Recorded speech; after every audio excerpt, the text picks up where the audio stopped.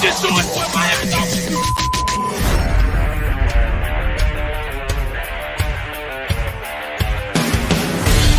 The pressure, he's in trouble. Loses the football. Touchdown! Got it! You have got to be kidding me.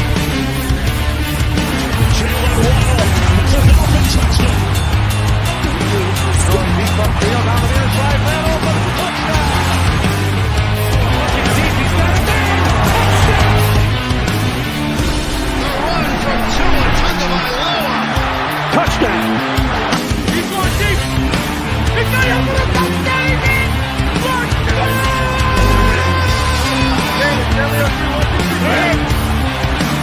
Tagovailoa trying to make it a point. Fires to the end zone. Touchdown! A beautiful day to be a Dolphin fan. 1, 2, 3, 3. Let's go!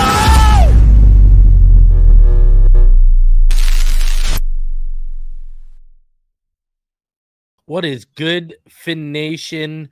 What's good?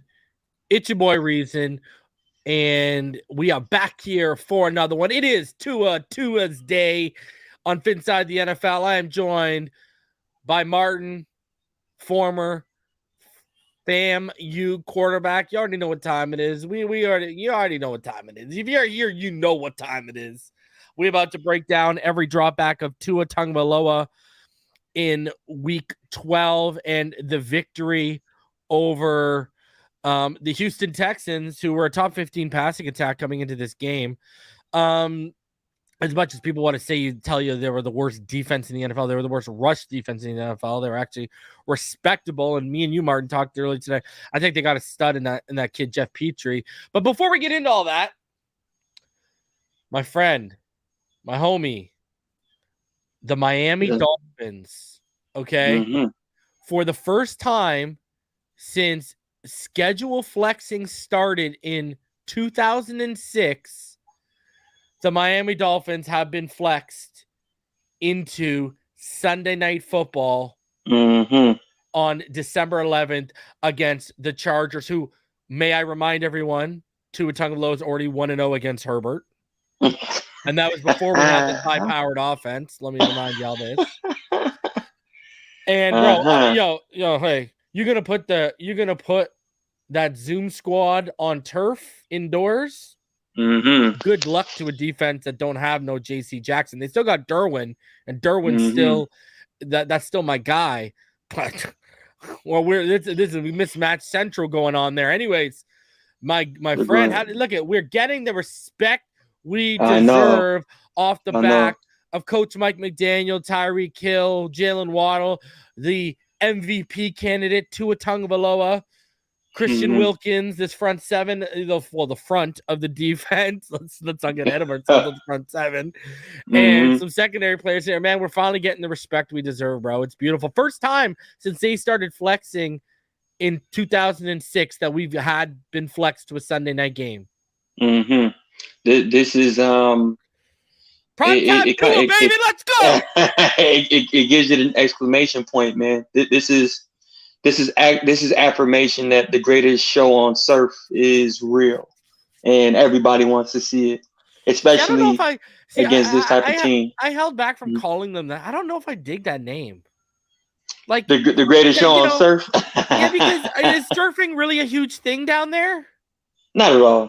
No, man. It's just it's a beach. It's a beach thing. You know, I get that, bro. But I feel like if we were a West Coast team, that would make sense. Right. You're absolutely correct, because there's hella surfers over there. Exactly. But let's play in there and his blonde little tips. But if anything, you just gotta pay homage to the Toon Squad. It ain't the Toon Squad. It's the Zoom Squad, baby. But it is, bro. To be fair, Reason, Tua is from Hawaii, right? Surfers everywhere, right? Okay, he's the only one. So that's kind of like the way to flex it. He's the only one, bro. Yeah. But I'm just saying, it's Hawaii, and you gotta tip your hat to the Hawaiian kid. But see, I even like this better. Is big. I even like the Legion of Zoom better. Legion of Zoom. I like that. I like that better too. Yeah. Whatever nickname. I can ride with it. I'm nitpicking. Yeah, I can ride with it, man. I'm just saying that's a big indication that this game this Sunday against the 49ers is a big time game. That's what this is. Oh. That's what this is. Because I've been hyping this for the past couple weeks, eh? Johnny Tsunami. I love that. That was a good movie. Miami Kid Jay, you know what, man? He's been around for a minute. He was out on Tua for a little bit, but Tua's reeled him back in. And, I've always, and Miami Kid Jay, even though he's been hard on Tua, people in the comments have always tried to light him up, and I always have defended Miami Kid Jay. So people out there who's saying I don't defend people who don't believe in Tua, you're wrong. Miami Kid Jay is a perfect example. I got nothing but love for that kid, bro. He's a good dude, man. So, and he's been around for a minute. So, nothing but love for Miami Kid Jay. But he is right. That is the comment of the night so far. Tua's Johnny Tsunami. That's amazing. That's amazing. Or that reminds me of a whole bunch of Disney movies growing up, man. Brink. You know what I mean? You ever saw that? Brink? What's Brink? Like the rollerblader dude. Nah, bro. I was a Disney kid, man. But you remember Disney concerts. You remember like that? Well, yeah, you remember like that Three Ninjas movie that was like come on, water, yeah, the one that was in the water. So Ninjas. When I think, yeah, exactly. Whenever I think of, yeah, I remember that. Whenever I think of surfing, though, I always go back to Point Break, the original, not that new one. Yeah, the original with Swayze and Keanu, right? The one of the greatest. That was it.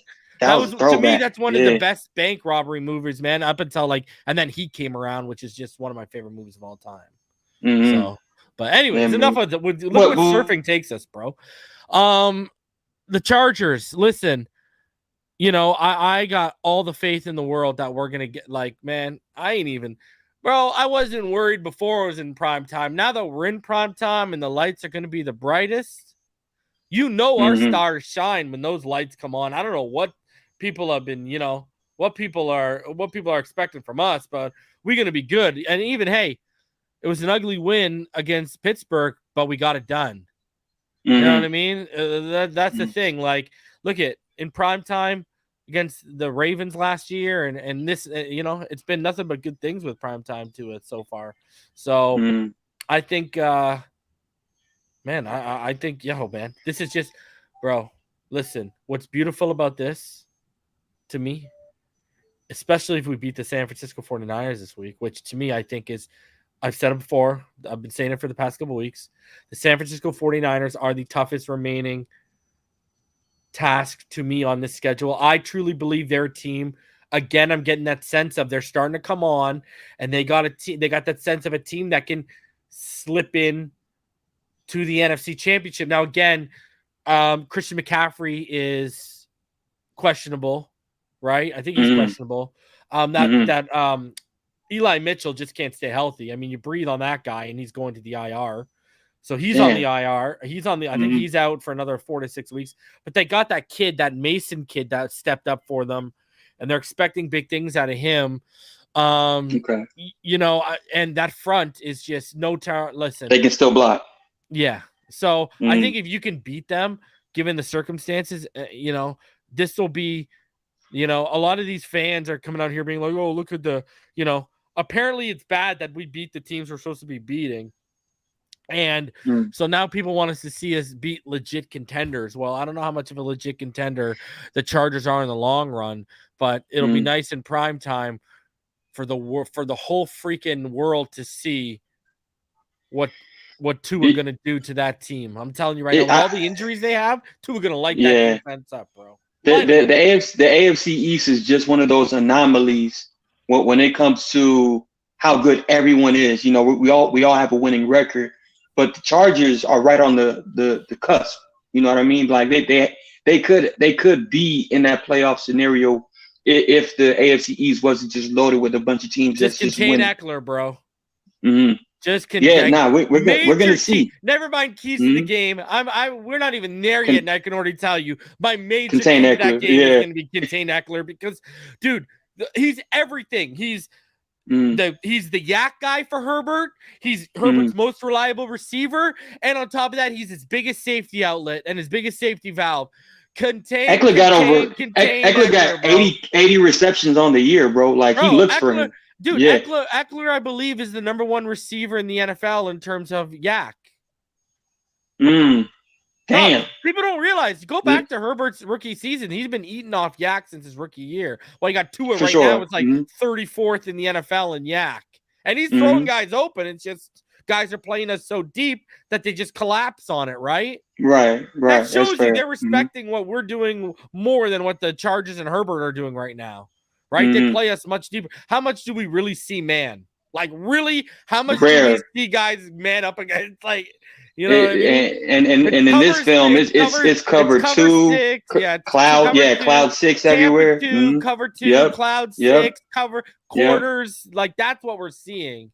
You know what I mean? Yeah. A lot of they want to stop our weapons. And then variations of too high stuff. That's what you're seeing. Exactly. You know what I mean? Exactly. So this is, and I think, anyways, we're flexed. It's a beautiful thing. You already know what time it is. We ain't going to sit here and talk about it. Put some respect on the name. Smash that like button. We ain't gonna say it no more. Put some respect on that name. It's just another. That's just another Sunday night.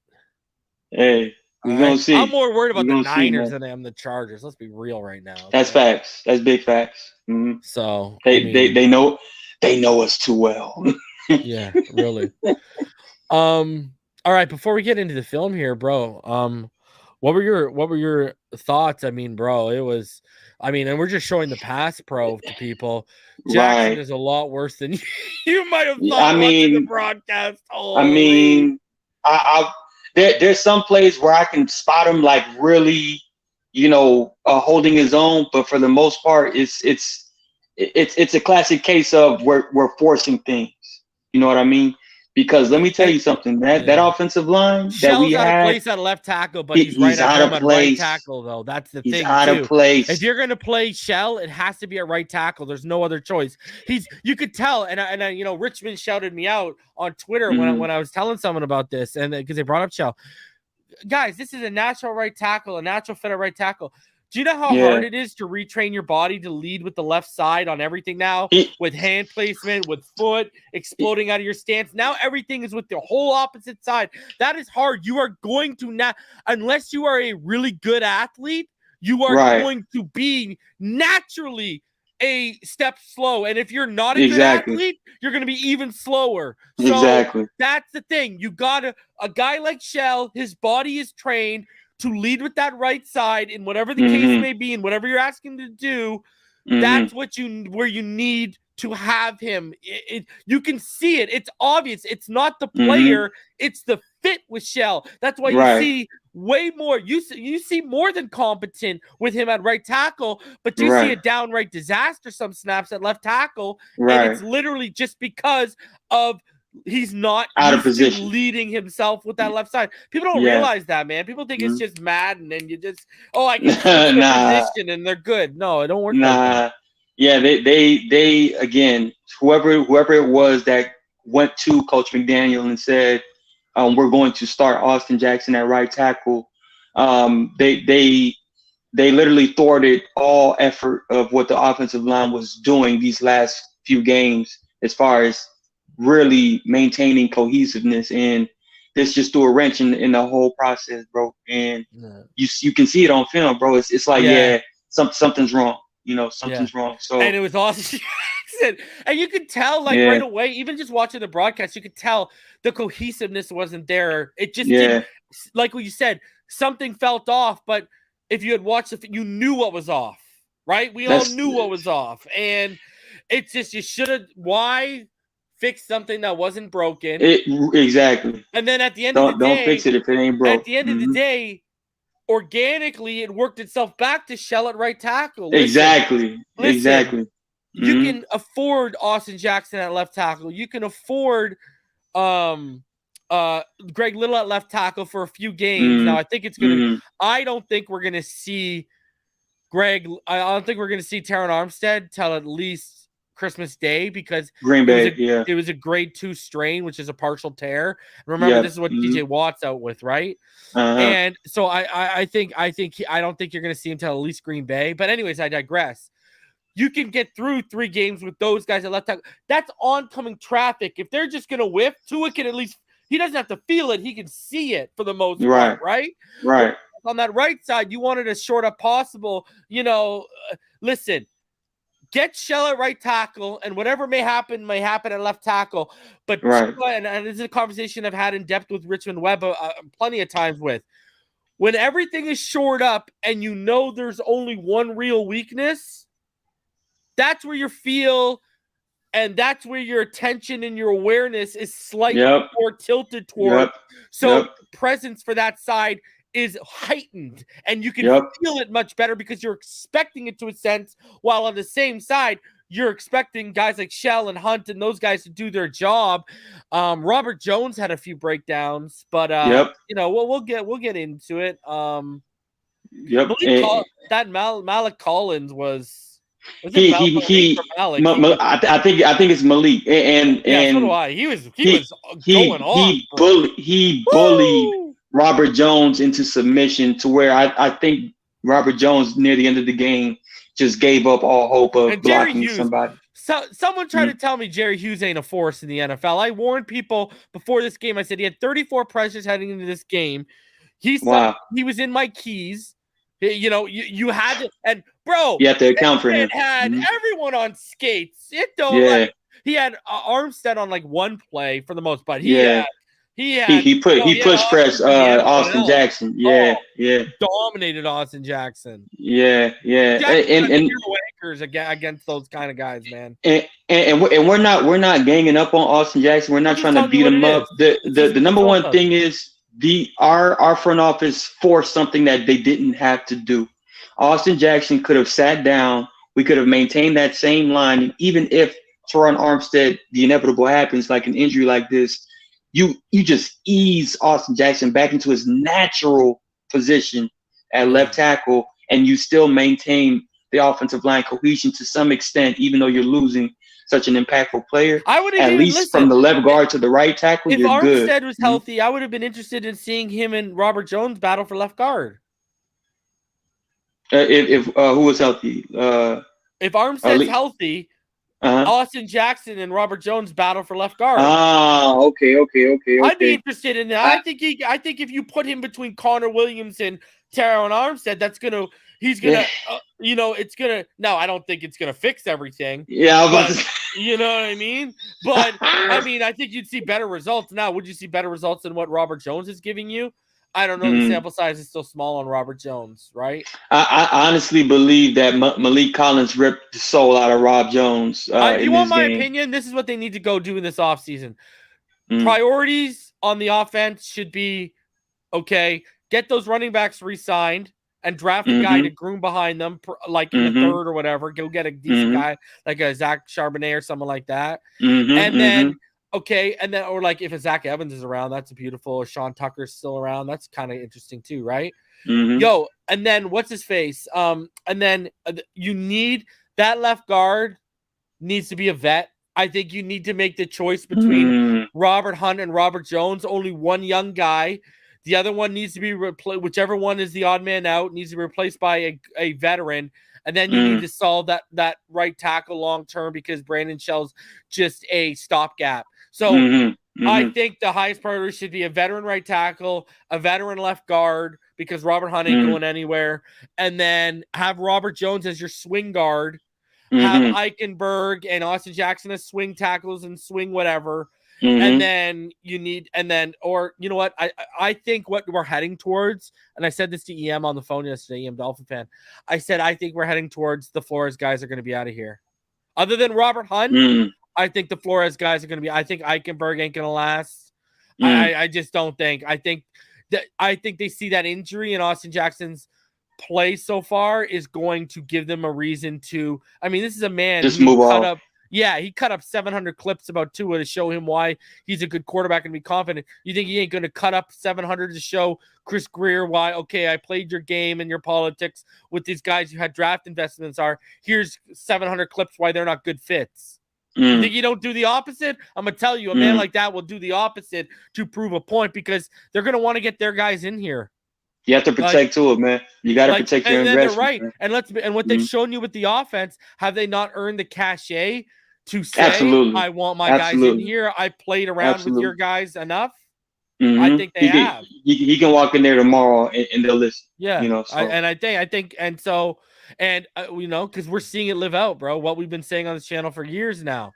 True. This offense goes as far as the offensive line takes them.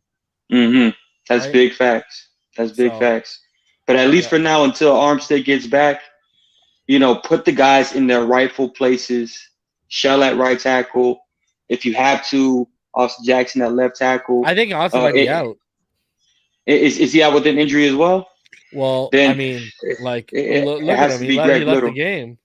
Yeah, it has to be Greg Littleton at left tackle.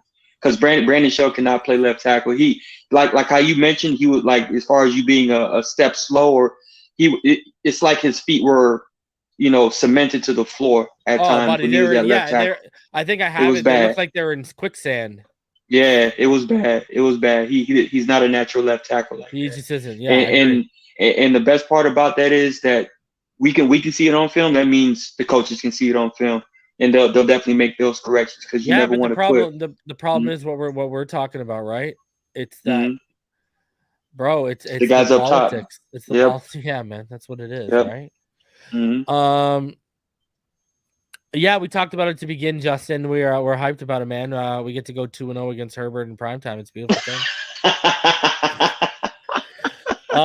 It's beautiful. Just declare it already. Just extra salty Tua for all those Dolphin fans remaining in the fan base, doubting him and salivating over Herbert. Here it comes for y'all. Bro, that's mad funny, man. Bro, you know it's coming, eh? Tua's going to lead the go-ahead drive with 2 minutes left in that game. Herbert going to come out, and he's going to throw the game-sealing interception, and it's a wrap. Look it. You don't even got to watch the game. I just gave you the ending. How's that for you? Hey? You like that, eh? 27 Dolphins. There you go. I just gave it to you. Jeez, man. Now what? It's going to be a fun game. Moving on to the Bills game. Anyways. That's a tough one. No, this is a tough stretch. This is a tough stretch, man. If we can come out of this stretch 3-0, God help the NFL. We're ready. Yeah, we're ready. You know? This is the biggest test. Yeah. All right. And we've already faced a murderer's row to start the season. Now here. Very true. You know. Very true. So. And you know what? There's an eerie type of feeling out there where there's still some legitimate doubt from the talking heads in the media, and it's eerily similar to how they started off the season. Yeah, the Dolphins should beat the Patriots, but they'll lose to the Ravens, they'll lose to the Bills, and it's the same kind of thing when they're talking about the 49ers, Chargers, and Bills. Now it's like, okay, let's see if we can really shock the world twice. Can lightning strike twice? Yeah. This will be an interesting stretch for real. Yeah.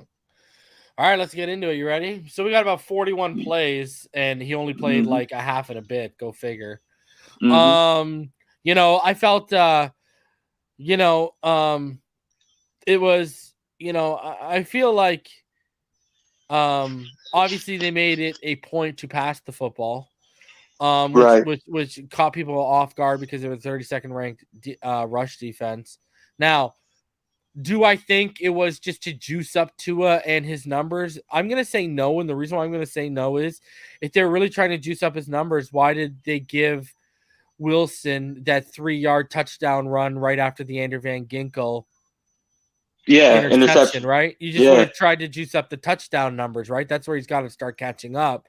I don't think, I just thought they were, I think it was a matter of they felt like, not only was our offensive line with Austin Jackson we weren't getting a great push in the run game, especially when Armstead went down, but also on top of it, I think everyone and their mother expected us to run the football, and Mike McDaniel was like, okay, you expect that? Here we go.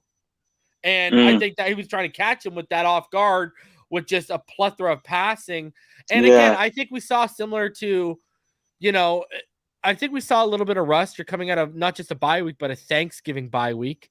So I think you saw a little bit of rust, at times. Go figure. Waddle has some drops, but then he makes the most difficult catch of the game. Right. So, which was a dime of a throw and perfectly placed, but there was still the high point that football, with a defender draped over top of you. That was still a difficult catch. Big You know play. what I mean? Mm-hmm. So, Mm-hmm. I mean, I just think there was rust. And remember, we had rust coming out against the Pittsburgh Steelers and we worked it off. And let's be honest, people are saying, we didn't score any points in the second half. You really think they would have shut out Tua if Tua and the first stringer stayed out there? I don't think so. So Nah, pump the we could have brakes, scored man. 50. Yeah. Yeah. So, and it's rare that you pull, that early in the third quarter with only like a Right. 4-score lead. It's rare because really, like 4 But 2-point conversions and, we're that losing. that was them seeing it for what it is. Our offensive line is completely out of whack, and we're not going to put our quarterback at risk. Yeah. Get him out. That was it. Yeah. Mm-hmm. All right, let's do this. Mm-hmm. To the film we go. All right. Now, you see the Dolphins here. Jeff Wilson Jr. is clearly the single back. It's 1st and 10 after the Texans go 3 and out to start the game off. Miami's in 11 personnel, 2 under center, 2 wide receivers stacked to the right, 1 to the left. Cover 2 for the Texans who are going to rotate into cover 3 with Jonathan Owens, the safety shifting up into the box with the sure field motion, play action, and Tua is going to take Waddle on that dig underneath for a easy 11 yards. That's just automatic, baby. Mm-hmm. That's man. Right. Put the quarter right. in his Read. clock, Right. hit Throw. the chocolate bar, bro. That's what that is. Mm-hmm. That's automatic, man. Right. Read. Right. Throw. Easy. Love it. All right, so this is the very next play. Miami in 11 personnel, 2 in the gun. Wilson to his right. Sherfield and Waddle out to the left. And here you see Hills to the right. Texans are going to drop into cover 3. Snap is a bit off. Tua threads it to Hill on the slant, who has a chance to get some extra yards in space for a 13-yard gain. Mm-hmm. Yeah, the snap was a little bit off here. Yeah, I always consider these type of throws like, RPO screenplays. Like every time I see these type of throws, I already know, okay, this you might as well just chalk it in as completion because it's damn near a screenplay, right? As far as how crisp you run it. So yeah, easy. Extra crispy. 2nd and 7 now after a third extra crisp. After a 3-yard Wilson Jr. run. The split back shotgun look for Miami. Wilson is to his left. Ingold's to his right, 20 personnel, 2 receivers stacked to the right, Waddle out to the left. Cover 2 man for the Texans. Tua is going to have a window to Hill over the middle that he sees after looking off Sherfield's wheel route. But again, a bad snap kind of throws off the timing. Exactly. So you had to take Wilson in the flats here, who bobbled it and incomplete. Yeah. If you watch the snap and watch his head, you know what I mean? It threw out like a bad snap and it threw everything over the middle there. It keeps coming back to haunt us. Tua's taking the snap from pretty much 4 yards, right? That's why he pumped it. Yeah. But Connor keeps snapping it like he's at 5 or 6 yards. It's like they got to really fix that soon, because look, you see it, him having to look and secure the football for a whole second throws off that rhythm and timing. And he had Tyreek Hill right there, man. You just got to work on that, man. The center has to snap perfect, man. Yeah. I mean, people were trying to stick up for him and saying, it hasn't caused turnovers, and we agreed. But it has caused fumbles up to this point now. But it has caused. We've said it from the beginning that we've been warning people since the offseason that this was going to be one of the biggest issues they would see is the timing on certain plays being thrown off because this is a timing-based offense, right? So exactly all that stuff kind of matters. 3rd and 7. Right now, it's time for 3rd down Tua. Empty backfield, 3x2 receiver set, 2 in the gun. Texans are going to bail into cover 2 post snap here. And it's simple. Jackson is going to give inside of the B gap to Hughes because why not? But Tua's going to get it out to Waddle, who got released to the second level on his post route for that big 22-yard gain and a first down. And what's great here when I bring it back and I still frame it, look at that. Tua standing firm, even though that the man is bearing down and, converting a big third down by throwing his receiver into open space for extra yardage. Look at that. Throwing guys open too. Man, it only took Tua a couple plays in and he's killing narratives. Hey, man, this is one of those plays where the play design was absolutely perfect. Jackson and Tua saw it immediately. And even with Jackson missing his block clearly, Tua knew and I never the say this concept about players, guys. Jackson sucks. He sucks, bro. He's not good. Him and Eichenberg are not good NFL players right now. I'm sorry. Like, maybe like, I don't know, maybe, a fairy godmother and a pumpkin come together and turn them into competent football players. I don't know. But right now, get them off my TV screen. Get them off the field. I mean, they're just not good football players. I'm sorry. I had to say it, bro, because, this is just the beginning, guys. We are 4 plays in, and this is just the beginning. I mean, and already our quarterback's having to stand firm with that leakage from the line and convert big third downs. It's just, you'll see from this view here, beautiful throw in anticipation. But, Jackson, just get him off the field, man. Jesus, stop politicking this kid. He's not good. Look at this, man. At least someone got it there, man. He even tried to hold him and still didn't win. Look at this. Yeah. Look, you got all across the number. Yeah, everyone ain't got an issue except you, bro. Look at this. Everyone good except you. Yeah. And thank God our guy is elite accuracy, elite anticipation, man. I'm ranting because I had to watch this film, multiple times over to chart and everything like that and to chop it up.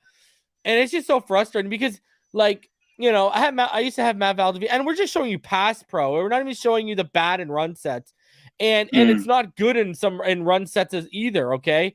And, funny, as soon as he came out and Brandon Shell went there, they start running that side, and there you go. They start getting a little success. But anyways, it's just Matt Valdivinos, who was a top high school recruit till he blew out his knee, played offensive line.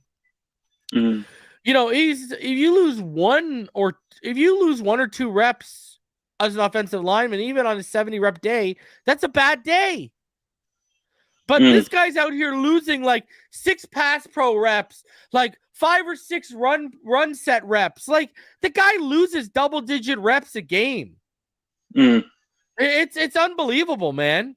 And the only good thing the only thing he ever shows is sometimes he can be competent in the screen game.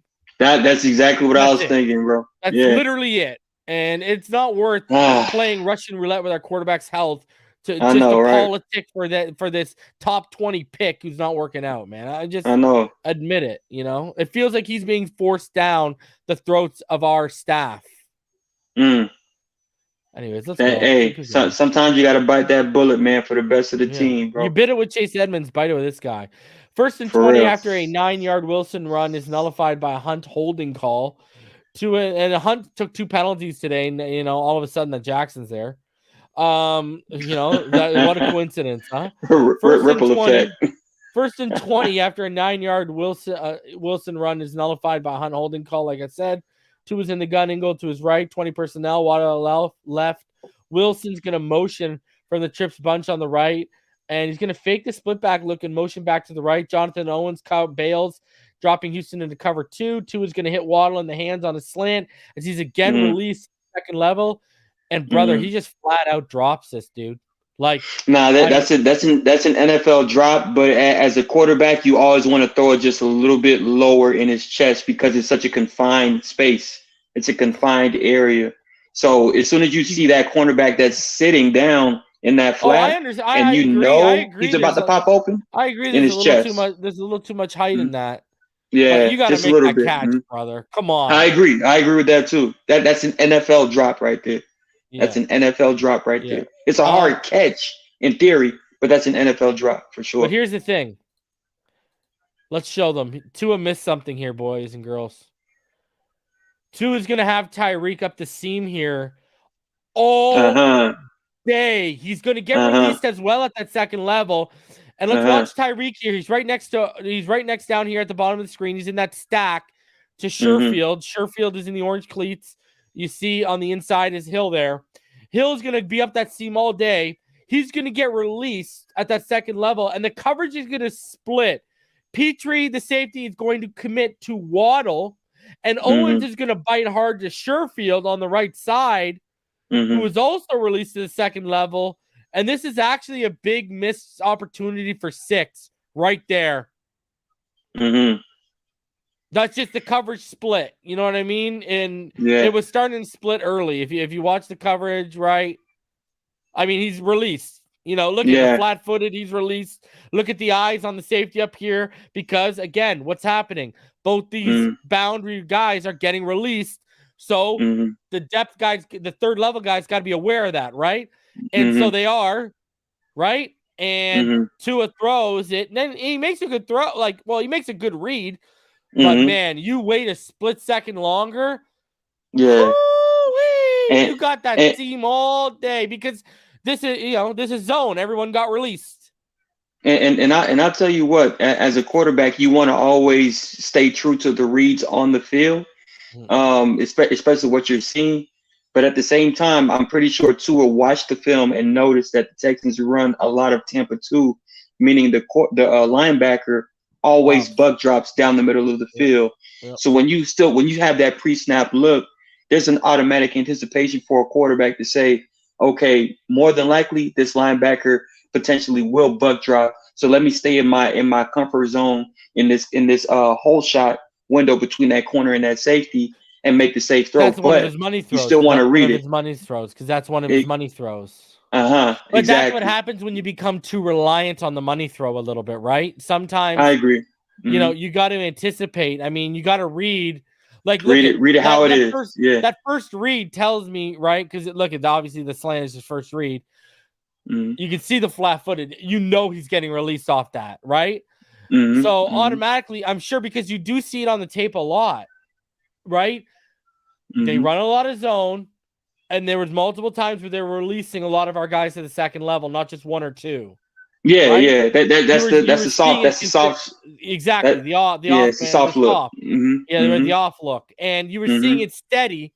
And hey, listen, he made it. Listen, there were 2 reads to make. I'm just showing there was a read for 6. That's all I'm doing. Right.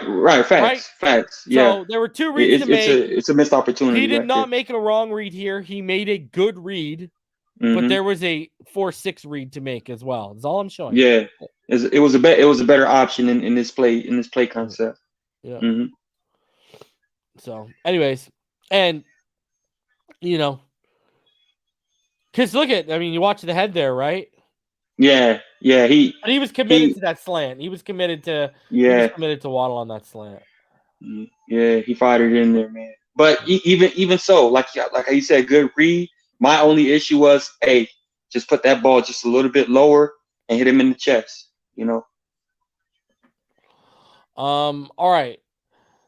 It is 2nd and 20 right now.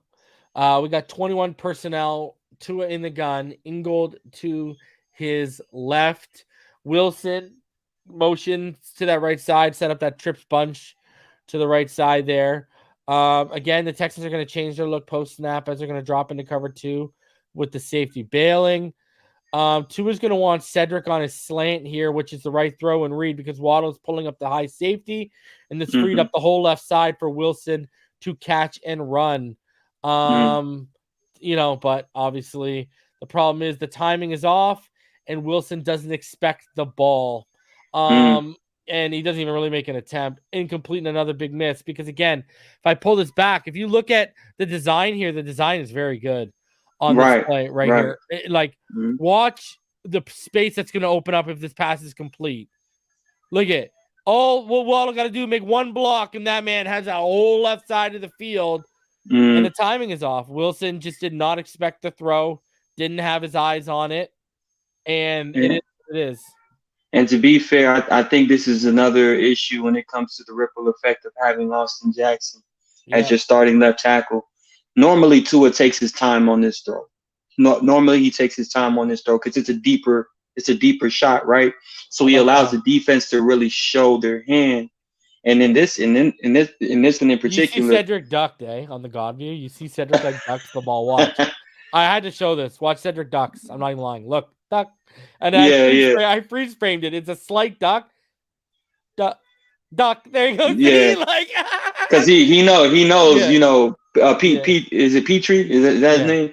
Yeah. Yeah. He's a hitter. He's a banger, bro. But Waddle's there to take him. Yeah. Waddle is an occupant, you know, for that safety. But regardless, if that safety reads it well, if Waddle just chips him, oh, that could have been 6. Yeah. Yeah. You know what I mean?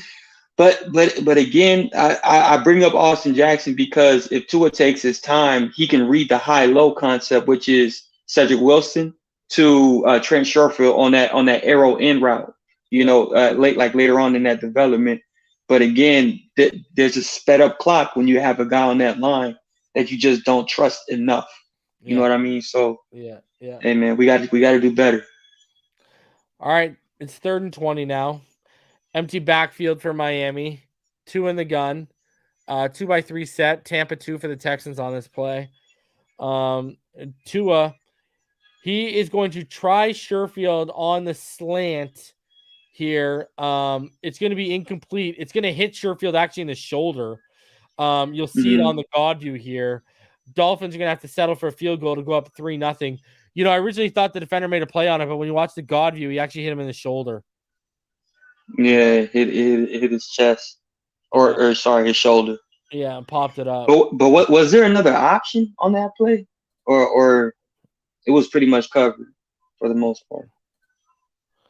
Anything in the middle with Gesicki? Nah. No, that was your best throw, probably. Yeah, that was his best option. Yeah, and he hit it. It just was right in the shoulder. Yeah, just a little. That throw was a touch behind. Right. Yeah, but again, penalties kind of put us in this situation again where we're trying to force the ball downfield instead of really running our offense. So I mean, like that's right in the shoulder. Like that's actually Sherfield should have made a play on it if you actually watch it and watch the trajectory.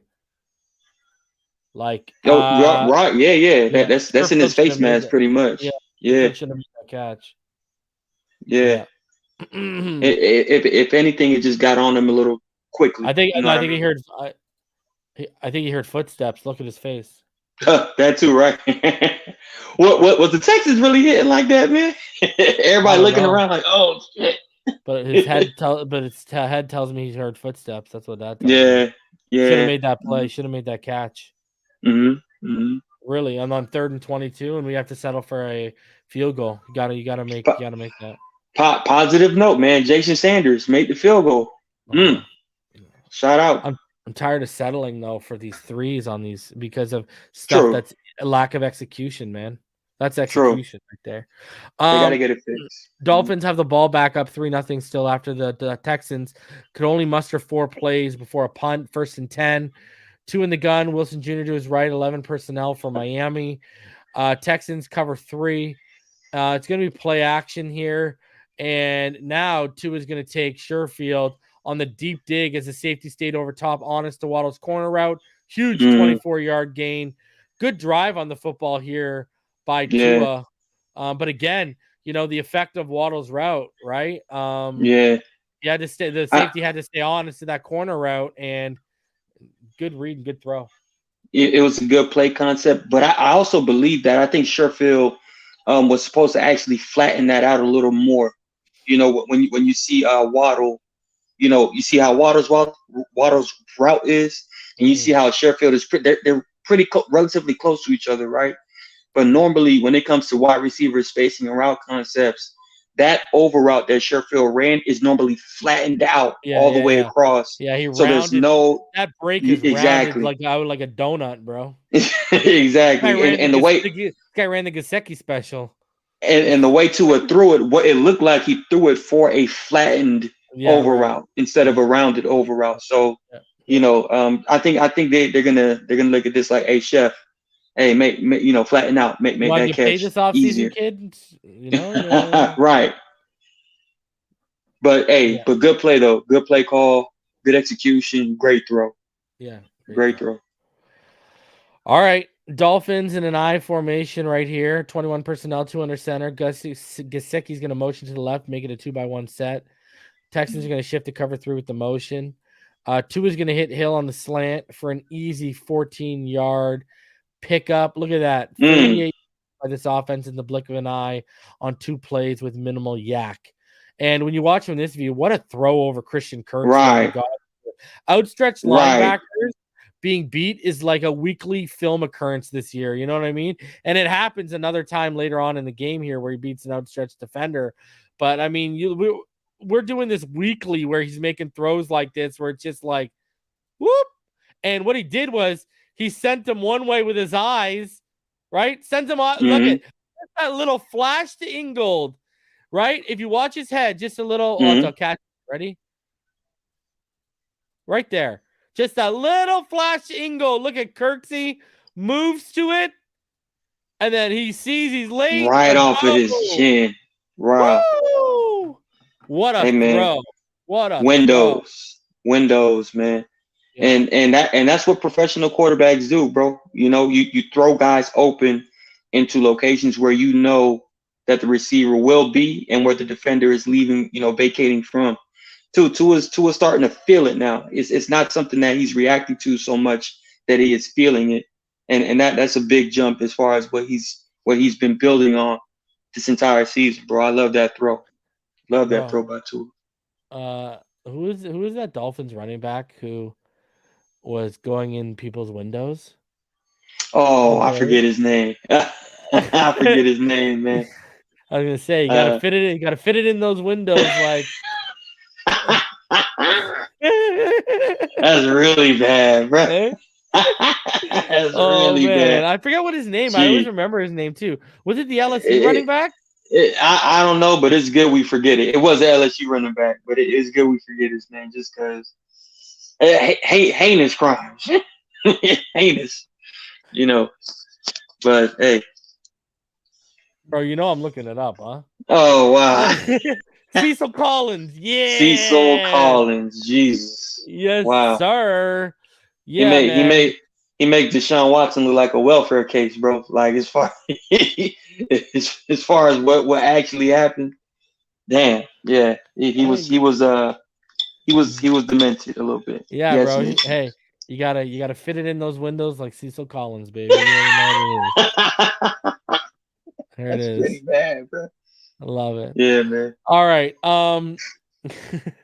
Now it's 3rd and 5 now after a Wilson run that went nowhere, and then Hill picked up 5 yards on an end around.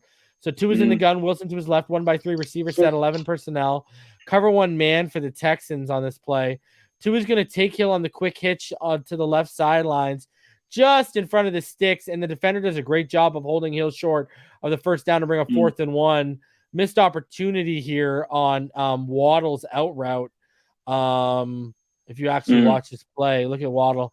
Like, just sure, totally released. Now, you would have had to let that play out because of Gesicki, right? Because Gesicki's route was underneath. But, hey, you know what? This has gotten them first down so much of the season that, and you're letting your playmaker try and make a play. Look how many people tried to take Tyreek down. I know. So, it was open. It was open. He took it. And listen, I mean, you can't knock him. You got positive yardage. I don't know why I see this often, but Tyreek Hill normally never gets to the sticks on certain plays, just to secure the first down. He's always like just before the sticks for some reason on a lot of these plays. And I don't know if they, Wes Welker needs to coach him up like, hey, get past the sticks. And then when you break down, that's when you can come back. But he's always short for some reason, man. But he's a beast regardless. So now it's 4th and 1, and the Dolphins decide to spread the Texans out with an empty backfield 2-by-3 set with 2 in the gun. Texans are going to drop into cover 2 at the snap. And Tua, he's actually going to look off Tyreek Hill's hook route. He's going to take Sherfield on a slant for a huge 14-yard gain, and more importantly, the first down. What an effort by Sherfield to hold on through contact here. Look at 48 trying to be the bully and messed around and got hurt. trying to be the bully. This is great. It's a great anticipation throw by Tua on a pressure down situation inside the red zone. Fourth down, delivered. Play by Sherfield too. Right. Hey, the more I keep watching Sherf, man, it's like Jarvis Landry, bro. I can't get it out of my head, bro. He looks like him. As far as reliability. Yeah. All right. So this is now second and goal after Wilson loses a yard on first down. 12 personnel for Miami. 2 in the gun with Wilson to his left. Dolphins are going to get that snap off quick to try and catch Houston sleeping. Tua surveys left side. Nothing's open. Gets flushed to the right, back to his left out of the pocket. Oh, what a throw. And what's incredible about this throw, too, is you watch Smythe. Smythe is going to work his way from the right side of the field back to the middle of the end zone, providing a target for Tua on the move, who throws that TD after, displaying great pocket presence, elite feet. Right. Nice touch throwing on the move. I mean, especially when you watch it here, this is a beautiful touchdown, and you watch it here, it's nothing but chaos. Like, whoop, whoop, whoop, and what a throw. Eyes downfield. Right. Yep. And good awareness by Smythe, bro. Right. To run back towards Tua. Yeah. Saying, hey, I'm open. Get it to me. Find me. Great play by Tua, though. Keeping his feet active, making moves. Yeah. Eyes downfield, delivered it. Love it. Crucial play. Money in the bank. Shorty, what you drank. 2nd and 10 after Wilson Jr. gained nothing on a first down. Dolphins in 21 personnel. 2 under center. Gaskin as a single back. Ingold motion to the left there. Cover 1 for the Texans. 2 is going to take Hill on that quick slant, the money shot with the defender in his face. And Hill's going to turn it into a huge 29-yard gain up the right sideline. Again, I love that. We've seen it a couple weeks, right? That play action fake and quick pivot to make the throw. I love it, man. Yep. Excellent play design. It always works, man, off that slant. We always get good yardage off of it. I wonder if we have a situation where if it is perfectly covered, how do you respond to that? What's the next escape route? Like if it's perfectly covered, because you never really want to just hold the football, because that's how Tua gets hurt. The safety valve, exactly. Yeah. I'm curious as to if they have that available, or if they're coaching that up on Tua. But great play. Look at Waddle down the field blocking, perfect. Chest bumping the coach. All right. Having fun, man. 2 in the gun, split back look, 2 receivers to the left, 21 personnel. It's cover 4 for the Texans. It's like a 3-1 look. It's going to be play action. Tua's going to take Ingold in the flats, who puts his head down and fights through the initial contact. Buddy, this is the toughest 0-yard gain you'll ever see, bro. But you got to hit Waddle on that deep out, my friend. Exactly. Waddle is there. Waddle is screaming, I'm here. And you got him on that deep. Look at that. Oh, come on. Because Hill took the coverage with him, bro. And I don't know. Maybe Daryl Belpa has to coach Tua up on this. But obviously with the play action, you see it. The first thing you're supposed to peep, since you have a high-low concept with Waddle and Ingold, hey, man, look at the defender. Where is that defender? Okay, are they sailing back? Or are they still in a relative position to where you can dump it off? Again, those 3 releases, bro. Hey, he had him. He had him, man. And I think he also had time to step up into the pocket, but he just wanted to get the ball out of his hand too quick, I think, on this play. But hey, great effort by Ingold, though. Knight says, look at to his head. He realizes Tyreek's man. Realizes Tyreek's in man? Well, let me know what you mean there, Knight. You don't have to donate, but just let me know with another comment what you mean by that. Yeah, step up right, like, and usually Tua is more active after that play action to kind of step up into the pocket and then find a guy like Waddle that's breaking out to that sideline. He said on the quick pass 1 play earlier. Oh, okay. Okay. Yeah. All right. So you look at his head. You look at his head here too, and he starts off. You know what I mean? He starts off Looking with at the what? dig. Mhm. Yeah, he starts off Yeah. with the dig, and then he looks it off and just takes the flats. Yeah. What an Just effort got it by out of him. his hand too quick. Yeah. Hey, McDaniel talked about that on his mic'd up. Yeah. Hella funny. I gotta watch it. I haven't watched it yet. I might do a live reaction video for it. I don't know yet. It's hilarious, bro. Second and 10 now, and Tua's in the gun. Gaskin to his left. 21 personnel, 1x2 receiver set. Texans cover 2. Cedric Wilson's gonna motion to the left side and play action, and Tua's gonna deliver a strike to Craycraft on the slant, who gets free at the second level for an 11-yard gain and a nice first down, bro. Look at that. Craycraft, bro, with the crafty The design hands. the design is perfect. Freezes the linebacker. Craycraft peeped into that scene. Yeah, So it didn't hesitate. All day. All day. Telling you, man. All day. Mm-hmm. You hear what Fitzpatrick said about there isn't a better passer in, from basically the within that box. Yeah. 20 yards out, that box. Yeah. Yeah. He's the best. He's the best, man. And he's just year one in this offense. Just wait. And again, I understand people who, get discouraged that Tua doesn't have like a complete hose of an arm, or he doesn't have like that, Kyler Murray, speed and agility. But football, especially the NFL, it's not about touchdowns, really. It's about first downs, moving the chains, driving the football. If Tua is perfect within that 20 to 25-yard box, you have an NFL quarterback, period. Buddy, you got more than that. You're going to have elite. That's why we're getting that elite efficiency right now. And when you get elite efficiency, brother, that's how you win. That's how you win in this league. Yes. Just saying. Because look, even when we settle for field goals, look at how much yardage we take up. Look at how much time we take up, and look at how we wear out defenses, even when we settle for field goals. Right. I mean, it's self-explanatory, man. All so right, let's do this. So first and 10 now. 2 in the gun, 11 personnel. Hill motions from the left. Cloud. It's cover 4, but it's like a 1-3 look for the Texans. Tua right here, he's going to lurk off Sherfield, and then he's going to try to fire a strike to Tyreek on his dig, but the ball's a little high, and Hill can only get a hand on it, but it's incomplete. He originally looked off Sherfield, though, when you watch the play, and then he's going to come back and try to deliver that strike, looks him off there, and then comes back, and incomplete. Just a little too much on that, a little too much umph, and a touch hair too high. Exactly. It was a perfect read. It's just that you want to put that on his chest more so to lead him. You know what I mean? Yeah. You really just want to fire that in on his chest. Now, if Tyreek is 6'1", he makes that catch because he can just stretch out.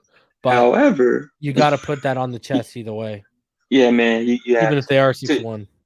Tua wants that back, but better throw next time. That's it. Second and 10, 2 in the gun. Wilson to his right, 11 personnel, 2 receivers stacked to the left, 2 split to the right. You're going to see Waddle motions, cover 4 for Houston on this play. 2 is going to try to hit Waddle over the middle on the slant route and drives a dime over the outstretched defenders. But case of the dropsies for Waddle again. Yeah. You got to make these plays if you want to be considered a top 5 guy, bro. I don't know what else to tell you, but again, look at the outstretched defenders. 2 are just dropping dimes, bro. That's such a sick throw, bro. That is a sick throw. You have to. The balls on that throw. I know, right? It's unbelievable. You got 2 hanging defenders right underneath, and you're like, yeah, whatever. I'll give my dog my shot, man. Yeah, and he literally has it right in his hands. You know what I mean? This was the throw in the post game. Remember when I said this was my favorite throw of the game? The one that Waddle dropped here. Yeah. This was ridiculous, bro. This throw was stupid. Yeah. With 2 O's. Yeah, Stupid. stupid. Yeah, man. You gotta. And he almost came down with it too. I know. Bro. And he knows. And when you watch his reaction, he's like, "Damn, I should have had that throw." Yeah. And again, like how you said, if Waddle wants to be considered one of these top guys, he has to be more like focused and concentrated on reeling those in. You know, trust me, it's a tough catch to make. No, not every player in the league can make that catch. The best ones do. Yeah, the best ones do. Like that was just a dime. Yeah, right over the outstretched hands. Caught it. It's right in his hands, bro. It's in his hands. Yeah, it's in his hands. Like there you go, right for y'all. That was such a dime by Tua, man. Yeah. Woo! He put it there, and you know, just a flat, you know. Waddle knows it. Waddle knows it. He was on the ground, kind of wincing a little bit. Oh. But another option too. Oh, he knows it. He put his head down. He's like, "Damn." Another option too. If you go to the field view on that, bro, I don't want the other option. I want the pretty option, bro. The pretty option is there. But you have to think about down and distance as well, right? Because look at we see what coverage is about to happen, right? Looked like pretty much quarters coverage. Yep. You got a 1-on-1 at the bottom right there with Sherfield. Hey. If he already beats him deep out, hey, first down. You know what I mean? Like take the. But he you can't go broke taking the profit. Look at the space in the middle of that field, man. Yeah. They opened it up for Water to come. Bro, I'm here as far as the second layer. That was the section. Don't give me this Sherfield. Sherfield would have worked out too, but that was a hell of a throw by Tua. Damn. Look at that. Yeah. Right over the fingertips. Look at that. Yeah. You got to come down. Look at that. And then right on the money. Look at that. He has it. He has it. He has it, bro. It's just he lost concentration at the very the last. And you know what? It would have been one thing if the ground, broke it up, but the ground didn't even break it up. He dropped it before he came to the ground. Yeah. You know what I mean? Yeah. It was just a concentration drop. Yeah. Which are a little, Waddle got to, like I said, someone needs to put the jug machine right next to his bed, so when he wakes up every day, just boom, boom, boom. As soon as the alarm clock goes off, he fixes that stuff, bro, and he's top 5, bro. Easy. That's the stuff that's gonna keep him from being top 5. Just the drop, concentration drops. Yeah. He'll work on it. He'll clean it up. I got faith he will clean that up. Waddle is a freaking stud, and he will become a top 3 receiver in the NFL. Never mind top 5. Oof. I'm telling you, by the time Tyreek Hill leaves, he will be top 3. 3rd and 10, 2 in the gun, empty backfield, 2x3 receiver set. Texans going to drop into Tampa 2 with the linebacker Buck drop in here. Tua is going to have Tyreek on the post, but he's going to look it off and throw it away as pressure comes bearing down on him. You see it on the God view. Malik Collins is going to get off his block and disrupt the play. Dolphins forced to punt up 10-0 still.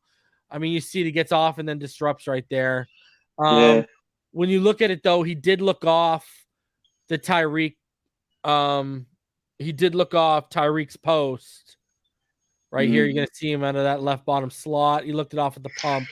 Yeah, it's the pressure, you know what I mean? So yeah, that would have been a really tough throw. But hey, great coverage by the defense. They got us. But that was an even better decision by Tua to have a contingency plan. Not playing hero ball. Yeah, exactly. Keep that up. Yeah, agreed. Okay, so now it's 17-0 after a Kyle Allen interception was followed up by that Jeff Wilson Jr. touchdown run. And then the Texans had a 3-and-out after that. So it's 1st and 10. It's 11 personnel for Miami, 2 in the gun. Wilson Jr. to the left. It's going to be a 2x1 set. Hill's going to motion out of it to the left. Cover 6-2-4 man for Houston. And play action. Tua is going to step up and has Sherfield on the deep post, but overshoots him by just a hair. There you go, everyone. You got your overthrow you guys have been asking for weeks and weeks and weeks. And that was actually real damn near close to a perfect massive pass. play. Yeah, real close to a massive play too. Right here, you see, like, man, Potential big play right there. What did that pocket look like for Tua? Because I want to see if there's any discomfort. I think he had to shift back to his left and up, if I remember correctly. Watch, he's gonna slide to the left, then he had to shift back and up. There you go. See? Okay. Yeah. Yeah, no, that was it. That was a really good attempt right there. Everyone got their overthrow. Uh-huh. Good for all of y'all. There you go. Now, 2nd and 10. Who's ready for Austin Jackson to get absolutely destroyed off flanker? 2 in the gun. And so it begins. 2 in the gun.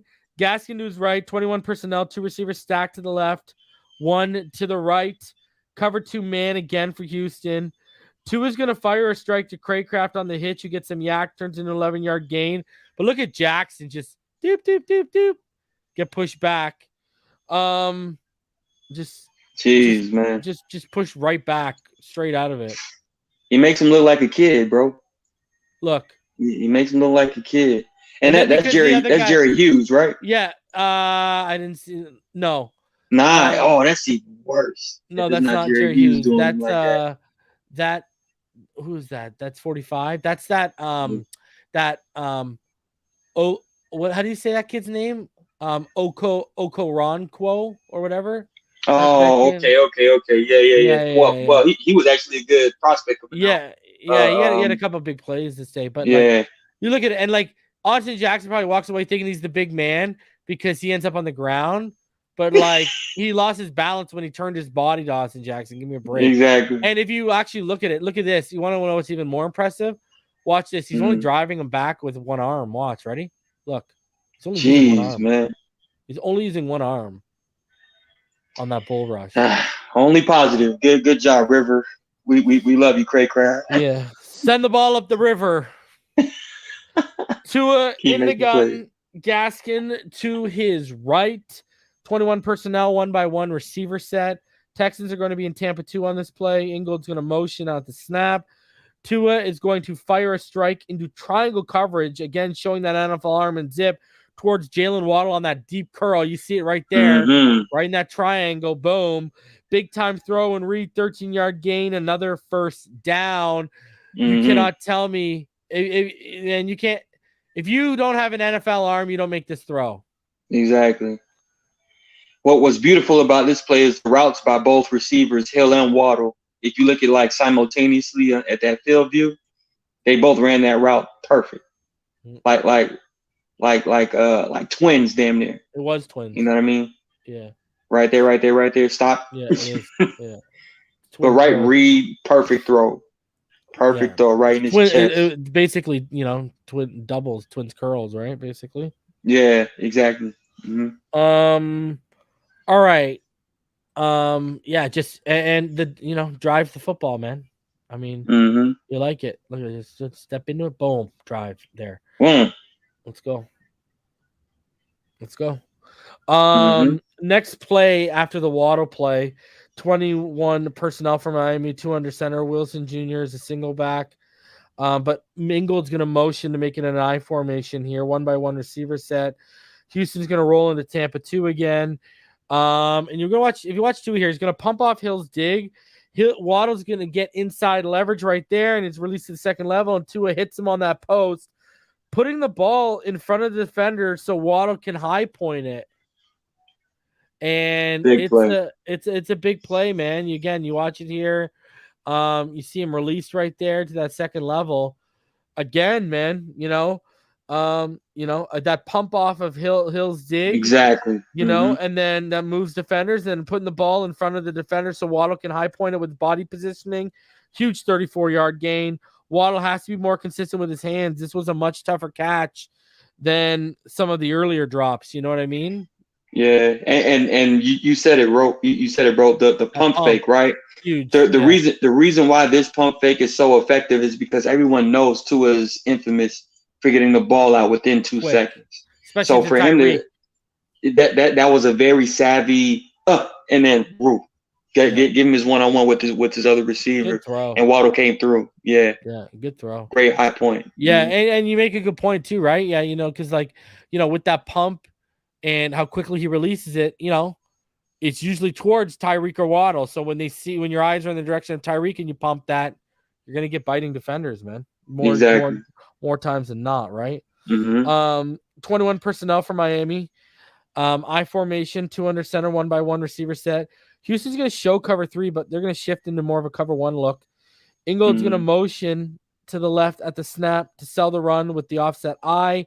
Fake toss by Tua, who does an absolute wonderful job here. Like, look at that. I mean, you look at this. Rasheem Green is just bearing down on Tua here. He falls back off platform, throws a dime to Tyreek on a shallow crosser for a 9-yard gain when the play should be dead. And what's also impressive here when you go to the God view, this shows the trust and chemistry these two have. Tua trusted Tyreek would get to the right depth on this throw with the man bearing down, and he made the right throw. And beautiful, bro. Beautiful stuff. Can't say enough. There's nothing to say. Right. We can't say that, but my goodness. Yeah, great stuff. That was perfect. Tua, and look at the confidence, you know. A year ago, he would have thrown that in the dirt. You know what I mean? Exactly. Second and goal. Big. If I can still go ahead. You know, Lamar Jackson's phrase, "big trust." That's really what that means right there. That's big trust when you see Tua make a throw like that, blinded, like completely blindfolded. So love it. All right. Second and goal here after back-to-back Jeff Wilson Jr. runs. Tua's in the gun. Wilson Jr. is to his right, but he'll motion to his left there. 11 personnel, 1-by-2 receiver set, cover 2 for Houston. Tua's going to try Tyreek on the speed out, but leads him a touch too much, and the ball is incomplete. He had him, bro. Yeah. And especially when you look at the God view, you're like, you had him, dog. And this was just a touch to it. This is just, I'm telling you, this is the Thanksgiving rust, bro. That's that turkey rust. You know what I mean? That's a little too much gravy and a little too much dressing, baby. I'm about to say, I put in my nose. That had some mustard because Tua tried to get it out there ASAP, bro. And he pretty much threw a bullet. And Tyreek Hill, you know, obviously when it comes to that type of route, he normally is more, you know, explosive out of that break as far as sprinting towards that pylon so he can catch it in stride and then do a dive. But like you said, hey, he got too many, you know, stuffing, ham, whatever he ate during Thanksgiving. He was a step too slow for that one, bro. But hey, chalk it up, man. Next play, man. Next play. All right. Third and goal now. 2 in the gun. 1-by-3 receiver set. Wilson motions it to his left. It's going to be 11 personnel. Texans going to give a Tampa 2 look in the red zone here. 2 is going to try to force the threaded throw to Gesicki on the dig, but it's almost Tua's first pick since September. Bad decision here. If you want to know the decision, my opinion, and then, you know, Martin, you can give yours. I would take Sherfield on the slant because Tyreek rubbed out the defender and made space for him. If you watch Sherfield, orange gloves, orange cleats at the top, and you watch Hill in the middle there, watch. He's gonna rub him out and open that up. That's what I would be taking. And realistically, I think that's actually the play design for that purpose. However, Tua, in the red zone, obviously, when it comes to goal line situations, Gesicki is just always a good target to try to target, essentially. But seeing the coverage, seeing how it's bracketed, and seeing the Tampa linebacker, it's like, okay, it's completely dead. Let me work that concept that was designed for Sherfield, and more than likely that would have been like a walk-in touchdown for sure, right there. You know. Yep, so, I agree. So, not a fan of the decision there. He committed to Gesicki. I actually marked this down as a bad decision. Yeah, so. Bevel chewed into him on this for sure. Yeah, for sure. Dolphins are gonna have to settle for a field goal, make it 27-0. All right, next drive, 1st and 10, 2 under center. Gaskin the single back, 11 personnel for Miami. You got that trips bunch to the left that Hill motions out of, and one receiver to the right that'll now become doubles. Texans are going to roll from cover 2 to quarters. Pocket's going to become a mess, and Tua uses his presence and quick feet to move around the pocket, avoiding pressure and throwing it away. Love that he didn't play hero ball. Jackson is an absolute disaster on this play again. Yeah. You see it pop up. Look, He overcommitted. You're going to watch Jackson here on the left side. Overcommitted. I believe this is Jerry Hughes on him here. Yep. And look at just overcommitted and gave up the inside, got looped inside, and just ugly, bro. It's not supposed to be funny, but the reason it's funny for us, man. You're breaking up a little bit, brother. Can you hear me? Yeah, just a little break up. My bad, man. I'm just saying it's not supposed to be funny to see Austin Jackson get handled like that, but the reason why we can laugh at this is because we know that somebody who's above our head coach is forcing Austin Jackson back on the field when it's not even necessary. Yeah. And we're seeing what's going on. You're trying to fit a round object into a square peg right here. Yeah. Yeah. It just does it. If it doesn't make sense, it doesn't make sense. See, I didn't even notice till now. You see what Hughes did, eh? The two-hand swipe going for the strip. Look at, I didn't even notice. Look, damn. Right. Good, wow, great by Tua. My God. And again, you're welcome, Austin. You're welcome. With a savvy veteran like that, Jerry Hughes literally played off of Austin Jackson's overcommitment and had a perfect Austin. pass rush plan. You played yourself.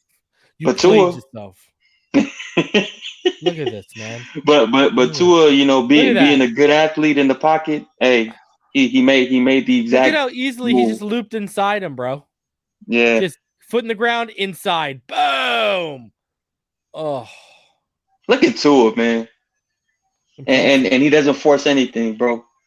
He's growing. Get Austin Jackson off my television screen, please. I'm gonna make a shirt.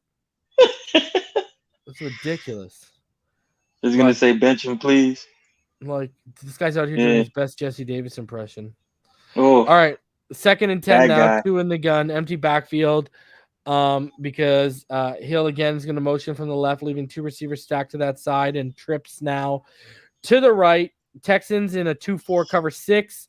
Jackson again is just dominated by Hughes and put on skates. But Tua is going to make the right read and a great throw to Craycraft on the dig, who was able to turn upfield for some much-needed yak and a 22-yard gain. Tua throwing guys into space, Martin. Perfect play design. And they're using Tyreek Hill perfectly as well. Everybody knows you have to respect Tyreek Hill's speed. He clears it all the way out right there, opening for River Craycraft in the middle. Love it. But Austin Jackson, it's becoming a joke right now, bro. Does he live in Canada? Because, we're going ice skating right now. It's November 29th, and this guy is already hitting the ice before December, bro. This guy trying to make the U.S. Olympic figure skating team. This guy's on ice so much, bro. Look at this guy. Maybe this guy needs to take up curling because he's meant to be on the ice, bro. I don't know. Look at this. Just dominated. Look at the leverage game. Look at Hughes just gets low on him. Hughes just gets low on him and explodes. Because look at, he just gives up his chest. Look at that. Jeez. Look at and push presses him. Bro, no, it's November 29th. I thought it was December 25th because this guy's out here like Tiny Tim saying, "Please, sir, can I have some more? Here's my chest." Look at this guy. Look at him. Look. My God. You would think Jerry Hughes is Myles Garrett, and Jerry Hughes is a very good pass rusher. But he's like, look at this guy. This guy's got a 330-plus man fighting for his life, bro. Look at this guy just fighting for his life, bro. Put this man on the rotisserie. He is done, bro. This man just got cooked, bro. 425 degrees. 6 hours on the rotisserie, bro. Juice the spittle, bro. Just juice it while it's rotating, bro. My God. Put this thing on a cutting board and slice it open because it's ready to go. He is done, bro. He is done. Yeah. But I wish people would understand. Praising the offensive line for weeks. This guy comes back and it's a clown show, bro. Cue the fucking circus music, bro. Oh my God. Does this guy wear cleats or clown shoes, bro? I don't know what it is. My Lord. Oh my goodness, bro. Lord, give me strength with this one. This guy, bro. I gotta say 3 Hail Marys every time to take the snap because Austin Jackson is out there, bro. It's ridiculous. Oh my God, bro. You're telling me this guy's not an NFL caliber tackle, bro. Oh my God. This guy is a full-time line cook at Zaxby's, bro. Oh my goodness. You know, it's so bad. Austin. It's so bad. It's so bad. You just gotta laugh at it sometimes. Like, oh my Drop the nuggets, Austin. Oh my goodness. It's ridiculous, bro. Oh my goodness. Oh my God. That was hilarious. And we ain't even done. That's what the best part is. We're not even done. That was hilarious, bro. 2nd and 10 now. Oh my goodness. Tua in the gun, empty backfield. Wow. Oh yeah, no, that is it. Sorry, 1st and 10 now. Sorry, because he get the Craycraft completion. 2 in the gun, Gaskin to his left. Sherfield motions to the right side, makes it 11 personnel, 1-by-3 look right there. Texans are going to be in Tampa 2 post snap as Kirksey's going to buck drop. You see Tua's going to take Gaskin in the left flats here. Mm-hmm. I would have liked to see him test that seam right there with Gesicki on Kirksey because, that safety that safety was playing deep over top, respecting Hill to that side. Right. And you look at that seam, that's a mismatch, eh? And look at how over top that safety is, guys. Because Hill's getting the inside, so he's got to respect it. I would have liked to see him test that, You can kind of give him like an alley-oop option. Yeah. To get it off the top of the backboard. Those are the throws you should be. But that shows you he doesn't listen. He doesn't trust Gesicki, in space like that, bro. Like if that was Kelsey, if that was Gesicki, if that was Kelsey, if that was Kittle, Tua's probably pulling the trigger on that throw. You know what? You might be right about that too, man. I just don't. I think he doesn't think because he knows even if that let's say that safety somehow reads it and breaks early, he knows he ain't playing through that contact. He knows it's gonna be. He probably knows he's got a higher probability of an incompletion than a completion throwing there to Gesicki, and that's just what it is right now. That could definitely be a factor as far as his process of elimination. All of Gesicki's touchdown passes, whether it was Bridgewater or Tua, we worked on the film. He was wide open in the end zone, wide open. Yeah, uncontested. Yeah, that's fair. So, that's fair. Anyways, and this is also the play where Teron Armstead got that freak injury, bro. Yeah. So brace yourselves, ladies and gentlemen. It's about to get worse. It's about to get worse. 2nd and 10. We don't even do the Skyler film. 2nd and 6 now. 2 in the gun. Empty backfield. Stacked receivers to each side. Double stack. Love it. With Gesicki also in the right. Cover 2 for the Texans. Waddle motions from the stack. See, the problem here is if 2 is late on his read, he's going to target Hill, but he's got to throw the post route before just Hill a little bit earlier because he leads him into contact after the reception, and Hill can't hold on. Now, Hill can usually hold on, but I wanted to show you guys where he has to throw the football here. The ball, I'm going to show you right now. Ball out. And the reason why the ball has to come out where Reason stopped it is because, again, Tua's anticipating more than likely a Tampa 2 with the linebacker buck dropping. Since the linebacker did not buck drop, that's your instant indication. I need to make this throw right now. And even there, see what he did? What did he do too? Watch. I'm gonna play it one more time. Watch what he does. I brought it up so many times. Watch what he does. He hitched. Uh-huh. If you Okay. watch him here. He'll hitch before. Watch. Okay, he's open, right? Right. Hitch. Mm. What are you saying, bro? Like, look, watch. Hitch. Mm. Oh, like that's why. Mm. And you got the added Shout out hitch to on it. Petrie. Yeah, Petrie out here hitting, bro. Yeah, he's laying it. And This you got kid. you got your little bobble hit. You did that little. You see? Did that little bounce Mhm. hitch. Yeah, right? yeah. Again, Right there. just gotta hit it sooner, man. You gotta read it. Gotta let the ball go sooner. Yeah. So because what big hit by I'm that showing kid. y'all the hitches, even if he was a tad late and didn't throw out that spot, if that hitch isn't there, Mhm. it's because it's even more of a.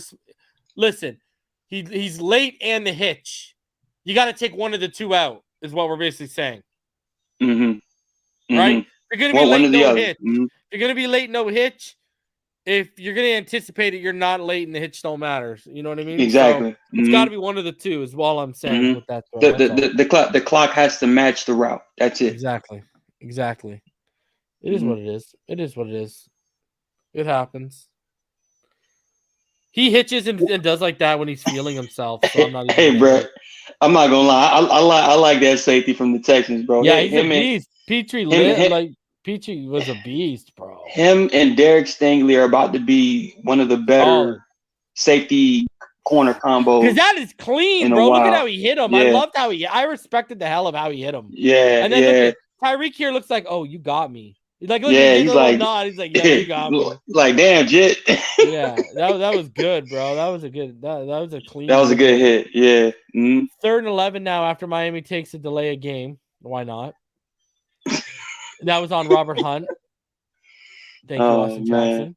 3rd and 11 now after Miami takes a delay a game. 2 in the gun, empty backfield. You got a 2-by-3 set. Texans being Tampa 2. Mm-hmm. Every second level defender is going to bail with Hill and Waddle's corners, and it's going to leave each flat route open underneath.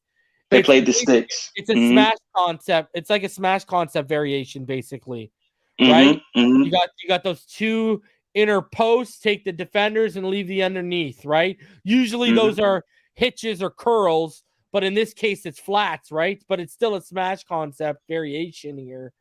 And 2 is going to take Wilson, and they get 13 when they need 11 here, right? Because you see the smash. Boom, there's your smash. Takes those defenders. Look at the underneath defenders are respecting, right? They're bracketing both guys, and that leaves these flats wide open with space in front of them. Pick your poison. You got the right or left here. Can't be wrong. He takes Wilson. Now, personally, you got the first down. Personally, I think he made, the right call. It didn't matter. Both guys were back, and that corner was deeper than the other corner. So, yeah, he made the right call. And it's a shorter throw, too, right? To the side of the field. So, take it. I like it. Right read, right throw. Good stuff. And I thought out of the 2 options underneath, this is where your IQ comes into play. When it comes to reading high to low and left to right, essentially. Yeah. So the one flaring out to the right flat is Durham Smythe, and the one flaring out to the left flat is Jeff Wilson. Yeah. As a quarterback, if you understand both players' skill set and you understand the position that they're going to be in this route concept, he's getting me to the sticks quicker. And perfect decision. Perfect decision. So this is just a matter of great football IQ, great presence of mind, great awareness, and just get the ball to your playmaker, getting your first down. Love it. Big play. Mm-hmm. Love it. Paul Bellini wants to know, the receivers at the top are Sherfield is in the orange. Hill is the one at the top near the 30, and at the bottom it is that's Waddle, I believe. Yeah, it's Waddle with the arm sleeve. So at the top is Hill and Waddle. And then right here underneath, you got Smythe and Wilson. And both smash concepts, both corner routes are basically, bracketed. You can't make those throws. Yeah, I like it. Again, like you said, right read, right throw. Right throw. Yeah. and got the first down. Need 11, got 13. Beautiful stuff. Beautiful. Love it. Great blocking, too. Great blocking on that play. I don't know where the wheels came off completely for this offensive line, bro. Like, everybody faltered at some point in time. We talked about it. Shell is not a good fit at left tackle, and they forced it there. Right? 2 in the gun, empty backfield, 3-by-2 set. Craycraft is going to motion. Texans will drop to camp of 2. Jackson's going to get beat again while Shell is just pushed back onto his heel. Tua slides up in the pocket, makes a great throw to Cedric on his out route that Wilson turns back and tries to get into open space with big 20-yard gain. You're going to watch here. Guys, watch both your bookend tackles. Jackson gets beat again, and Shell is pushed back on his heels, but Shell at least tries to hold his ground a little. He gets destroyed, though, and, I mean, you know. Just a great play by Tua. Great play by Tua to get the ball out, to step up into the pocket exactly when he needed to. But both of those tackles need to be shifted immediately. Yeah. Shell needs to get back at right tackle, and Austin Jackson, hopefully. The left bench. Basically. Left tackle and left bench, because he cannot play right tackle better than Brandon Shell. And Brandon Shell at left tackle is an absolute train wreck. So, man, we got to address this and not play with it. Not for this next stretch of games. Not at all. Under 1 minute left in the first half now after the Cedric Wilson catch, 2-by-2 receiver set, 11 personnel, 2 in the gun. Wilson Jr. to his right. Another Tampa 2 look post snap here for Houston. 2 is going to deliver an absolute strike to Craycraft on the slant, followed by a Dolphins timeout to stop the clock after the 11-yard gain. So decisive, so accurate. This is his money throw. This is the bread and butter all day, baby. All day. It's a good decision right there, man. Take it. And this is essentially on the move because the clock is running. 2 minute off. Move. 2 in the gun. Wilson to his right. Trips bunch to the right, and Sherfield split to the left. 11 personnel. Texans in cover 6, 2-4. Robert Jones is going to completely whiff, and his hands get swiped away with ease by Malik Collins, which doesn't allow Tua to move up. Michelle does his job by arcing his man out wide, and he gets sacked. The guy who got the sack was that Orko or whatever is flagged for a face mask on Tua, though. So instead of a 10-yard loss, it's a 12-yard gain for Miami and another first down. Things are starting to get ugly for the line now. Yeah. Again, Robert Jones, completely whiffs. Look at how easily he just gets swiped away. And his job.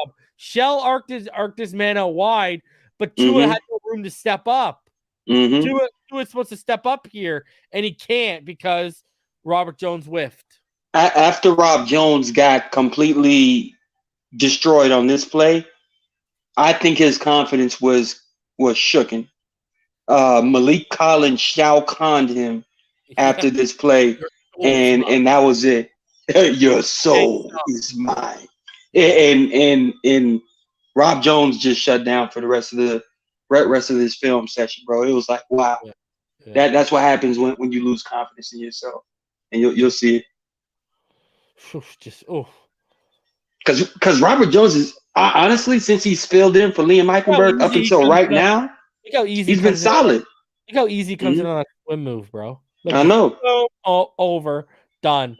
Just swims past him, bro. Just done. His head was down, no anchor. Good. Easy money. Not good. 17 seconds. Crazy work. Crazy.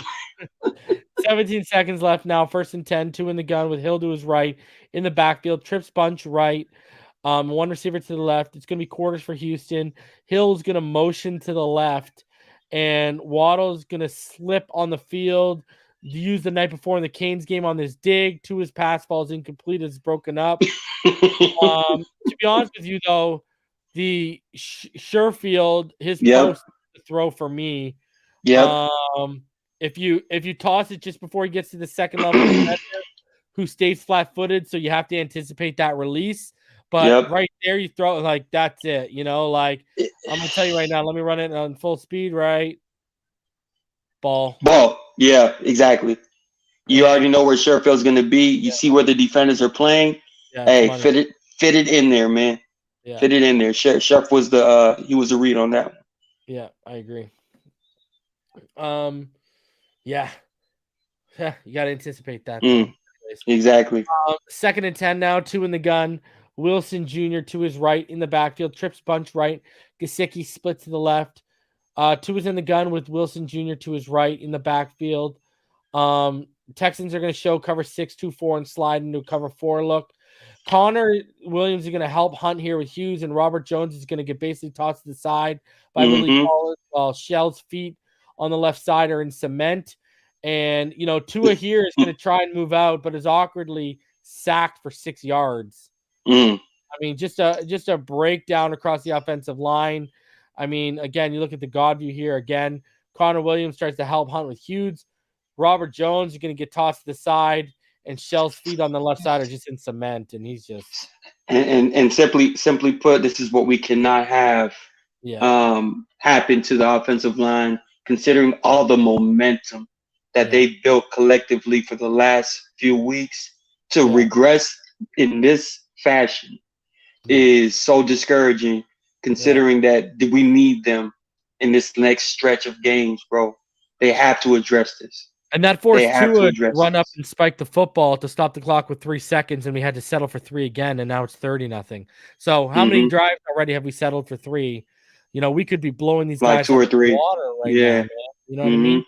If you think about it, we've left what? At least 12 points on the field. Yeah, at least 12 points on the field, man. So it should be 42-0 right now. So this is now the next drive to start the second half. And it's 3rd and 5 after 2 Wilson Jr. runs, 2 in the gun, Gaskin to his left, 10 personnel. Trips bunch right and 1 receiver to the left, cover 2 for Houston. Hughes is going to loop inside on Shell, who gives up the B gap, and Tua moves out and makes the play to Hill for 16 yards in the first down as he sat on top of his post once he saw Tua moving. Great throw by Tua and awareness by Tyreek. But this is about as good as it gets to the end of the film right now. Exactly. Look, it had to move up. Shell's just. I love that throw. Great throw. I agree 100%. Shell and Austin Jackson needs to switch immediately. But I love that throw from Tua.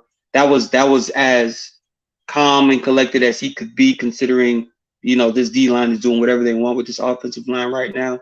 That was pretty much a fadeaway shot to Tyreek Hill, man. That was a real smooth throw by Tua. I like that. And now we got Tua under center. Ingold motions into the backfield to make it an I formation here. 21 personnel look for Miami. Houston in cover 3. It's going to be play action, and Tua is going to target Hill on his post, and he's knocked over from behind by Steven Nelson, and they draw the pass interference. So, again, a potential first interception from September does not count. Tua still has not thrown an interception since September. Look at that. Absolutely ridiculous. Yeah. He got Tyreek Hill got mauled on that play. But I will say this, Tua has to make a cleaner read on that. Obviously, as far as the play design is concerned, play action pass, his back is turned. As soon as he flips his hips and his head, he usually sees that route coming open. But you have to read and be concerned about that overhanging safety. And if that is not there, the next version over is going to be to Waddle on that quick hitch to the other side. And I would have gave him that one-on-one shot. So, misread. All right, so now it's 1st and 10 after the pass interference. And the ugliness, brother. I know. Here it comes. You see 2 in the gun. And they're going to motion Ingold. It is a 21 personnel look as Ingold motions to the left side. It is cover 3 for the Texans, and they're going to pull Smythe to that side. He doesn't do his job, and the defender gets around him, and it's a sack. Poor effort from Smythe here, really. Not a good job from Smythe at all. And we needed that block for Tua to step in and make that throw to Tyreek Hill for the first down. I think I believe this one play right here that Smythe just missed as far as the block, that was the quintessential domino effect of Tua being sat for the rest of the game, because if he completes this throw, Tyreek on that curl. Tyreek's there on exactly. If he completes this throw and gets his first down inside the 25-yard the line, good. I think we score on this drive and Tua stays in and they find more of a rhythm and confidence as an offense. But this was a domino effect after this sack right here. That's when we all knew the offensive line was not the same. Was not the same, bro. Ugly stuff. So then on 2nd and 15, they ran it with Gaskin. He only got 2 yards. So now it's 3rd and 13. Not good. And you see the Dolphins here. You got a 1-by-2 receiver set. Tua, he is in the gun. He has, I believe that is, you see Sherfield's going to motion to the stack. Wilson is to his left. It is 11 personnel. And the Texans, they are in quarters coverage on this. And again, look at the drive, the penetration up the middle. Just leakage. Ugly stuff on that left side where Sherfield and Robert Jones are. Just not everywhere, basically. You know what I mean? Everywhere. Complete mess. Just and half protection right there. Tua would have got the ball to Sherfield for a guaranteed first down because he was just streaking across the field on that over route wide open. But the pressure was too much. It was too much. They all got beat off the ball. Collapse that line, eh? Look at Sherfield. Look at come on, man. But they just collapsed that line. That's why. I know. Oh, big missed opportunity. And even again, Hill on his deep post. Right. And again, the number one thing I can take out of this as far as positivity is that Tua is conceding. You know, he's not being stupid. He's not trying to spin out of the pocket. Look, they won. Get down. Live to fight another down. That's it. So Morstead ended up punting away on 4th and 21. The Dolphins get it back after another 3-and-out from the Texans. It's still 30-0. And this is going to be first down right here on the next drive. The Dolphins, they have 2 receivers to the right, 2 in the gun. Wilson is to his left. It is 21 personnel. They're going to motion Cedric Wilson to the left side now and pull Alec Ingold. It's a cover 3 initial look to a cover 1 look from the Houston Texans. Play action. And again, here comes the pressure. And again, I mean, Shell just looks lost at left tackle. Right. Exactly. And it's, look at, just ugly. And even still, I mean, let's look at the right side. Was the right side any better? Look at what happens. Look at Austin Jackson. Right. He's beat too. Both guys are beat. Oh, but Austin's gonna help 2 up. Thanks, bud. That's the only good thing that happened on that. Ridiculous. All right. This is, I believe, the final play. This is the final play, right? We're at the final play now. I think this is. Yeah, this is. Okay, so the Texans are going to be in a 2-4 cover 6 look right here. 2 in the gun. Wilson to his right. A 1-by-3 look. 11 personnel. And on this play, it's Gaskin. They're going to motion Gaskin to his left, and it's just going to be a screen to Waddle, trying to get some yards back. They only get 5 yards on 3rd and 15, brings up a 4th and 10 and a punt. I mean, hey, when you can't get it going, what else are you going to do, right? Sit him out. Hey, and I'll tell you what, as far as Waddle is concerned, when it comes to these screen routes, he does have an issue when it comes to just committing to that tunnel that the screen naturally opens up for you. He doesn't really, trust that tunnel too much. And I think he needs to kind of work on that because he can get huge chunks. And he said, potentially turn that into a touchdown if he runs that the right way. But What people want to know, though, Martin, are you Yeah. worried about this offensive line now that you've seen it without Armstead going against this 49ers front and on this road trip potentially Absolutely. without him? Absolutely. Who after what we just seen as far as those last few plays, who wouldn't be worried? Yeah, I mean, if Coach McDaniel, if Coach Applebaum, if Coach Smith, if the front office, if they stay committed to having Austin Jackson at right tackle, Brandon Shell at left tackle, we are doomed. I don't think so. I think they're gonna. We are doomed. I think Shell's gonna go to right tackle, and they're gonna try and get Kendall Lamb in some playing shape here. Bro, look at this. He was sacked 4 times. Okay, on Sunday. That was, and just to tell you, since the Bengals game, actually, hold on, since the Buffalo game, he had been sacked 4 times. He'd been sacked once against Buffalo, once against Cincinnati, and twice against Detroit. I mean, it just went to the SHITS. You know what I mean? It was brutal. Yeah. They and honestly, in that film session, when it comes to the group meetings and things like that, position meetings, they're gonna look at that film and say to themselves, "That's not good enough." And not only the players but the coaches, and changes will most definitely be made, and there will be lineups that they're going to try out during this week in California, and make the best lineup win, because again, this is not the time to not have an offensive line travel with you. Not against this team, not against the 49ers, because Bosa, Ekuban, and from what I'm hearing, not DeForest Buckner, but what's this D tackle's name? Eric, what's this D tackle's name? You're talking about the 49ers? Yeah. The 49ers defensive tackle, the big dude, 6'9" or 6'8", defensive tackle, 6'7", I think. Eric,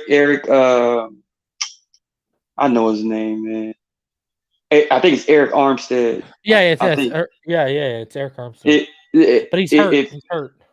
But I'm hearing that he will be, available for the game time, and to have 3 legitimate guys that could potentially wreck a game. Eric against Rob Jones, I'm concerned about.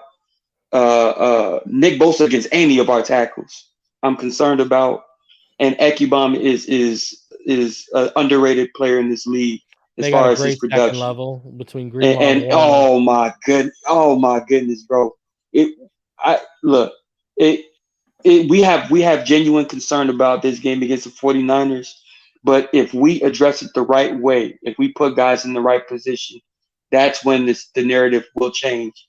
But right now, as we speak, as far as what I just watched, without Teron Armstead, the concern is grave. It's a grave concern. Trust me. Ladies and gentlemen, I also wanted to remind y'all, if you haven't already, now the Black Friday sale is done. But if you haven't already, the Waddle All the Way, Jalen Waddle Ugly Christmas sweater, the Tua Tagovailoa, Tua's the night before Christmas, Miami and Bama colorways, they're flying off the shelves, man. I appreciate all y'all for showing the support. Go check them out. We got the new Uno design, 305 Uno. We got the Salty Tua stuff. We got the Cheetah Paw hoodie season. You already know what time it is. And as for the shirts, we got the Miami Tua. It's no longer Tuscaloosa Tua. It's Miami Tua. Check out all the new designs. FinsideTheNFL.com/shop. Help support the channel. Goes a long way. Plus, you look real good too. So go check it out. I'm gonna be getting I have a Tua ugly Christmas sweater on the way, so I'm gonna be rocking that all Christmas season. Quick final thoughts before we get out of here, brother. Overall, another really good game by Tua. I think if I was gonna grade his game overall, it would be like maybe a B+, only because there were just a couple throws here and there that you're like, you know, a little high there, a little late there. If he can just clean that up by just, you know, maintaining discipline and reading what he's actually seeing on the field, and then just reacting to it like you know, like RoboCop, like he's been doing these last few weeks, that's when he'll start getting back into that groove. But you know, shouts out to Tua, man. He holds the franchise record for longest active streak of attempts without an interception. And yes, there could have been a potential interception here, a potential interception there, you know, penalty that negated interceptions that did occur. But you know what? That's what happens when you live life the right way, and you are true to your prayers. Because I'm telling you right now, it's not a coincidence that these, you know, things that could potentially change the narrative as far as his passing rating or what have you, Tua is staying cemented at those top ranked, you know, rankings and accolades because he's just doing the right things, bro. And I'm really interested to see this game in San Francisco. Again, big time game. This game should be flexed. They won't because the Cowboys. And I get it. You know what I mean? But this is definitely one of those games where it should be the game of the week on Fox. Yeah, if you ask me. It's going to be. And yeah, I think Fox has labeled it the Fox game of the week. It has to be. And this is a rare opportunity for Tua and the Miami Dolphins to really take that official step forward. Like, yeah, we're here. Yeah, we're here. So I can't wait to see it, man. Yeah, I don't think, man, a lot of us are anticipating this because we know if we conquer this challenge, especially with what we're dealing with right now, that says a lot about the fortitude of the team and the character of this team. And, you know, championship caliber teams need to overcome these type of obstacles late in the season. And let's be honest, the great thing is too, you know, Armstead's going to be out a couple of weeks with that pec. Hopefully the toe will get better. And hopefully by the time we're ready to make that playoff run, Armstead is as close to 100% health as he's been since the toe injury occurred. You know what I mean? It might be, this gives him a chance to heal 2 injuries that have been nagging him, right? So, guys, I'm going to be back tomorrow night with Ball Game and Richmond Webb. We're going to shift towards Niners week. You're not going to miss tomorrow's episode of The Finish Line. It's going to be a great one. We'll go over the Texans win. We're going to go over a lot of different stuff. We're going to go over what Brian Flores, that whole report, I've been saving it. We're going to go over that about, you know, Tua talking about looking in the mirror and the confidence and all that kind of stuff. We're going to do a lot tomorrow. It's going to be a good show. So make sure you tune in tomorrow, 8:30 p.m. live here. Me, Richmond Webb, Mr. Ballgame, The Finish Line. You ain't going to want to miss it. Until next time, Martin, always a pleasure. I love doing this stuff.